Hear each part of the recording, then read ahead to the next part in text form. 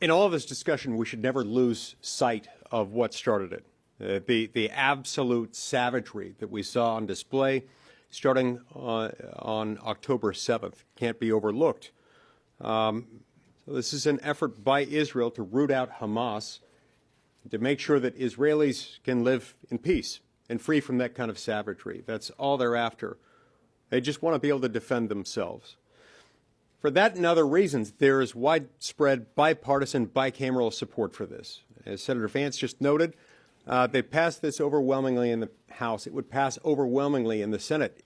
Could we bring it up today, as we should be able to bring it up today? We should be able to get a vote on it today. It would pass overwhelmingly, and it would be on President Biden's desk before sundown.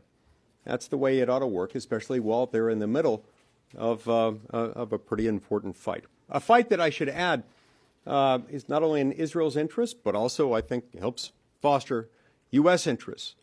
And Israel is something of an island oasis in a rough part of the world where we have a lot of the same interests as Israel has. So Israel's autonomy and its right to defend itself really coincides quite nicely with ours, and it's complementary. Now, I understand there are other conflicts going on.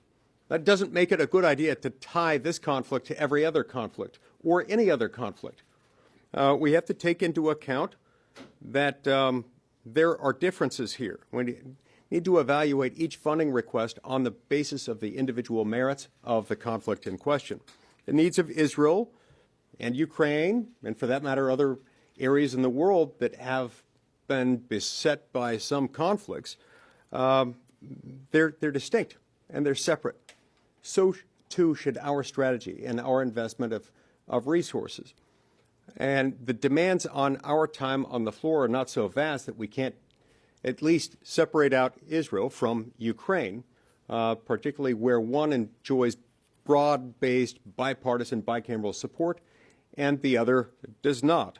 But lumping together funding for Israel and Ukraine undermines our ability to make these nuanced, informed decisions on their own merits. And in this case, it's really delaying the aid that, again, is overwhelmingly supported in both houses of Congress and both political parties that could otherwise go there sooner. It's being delayed because they're trying to tie it to something else.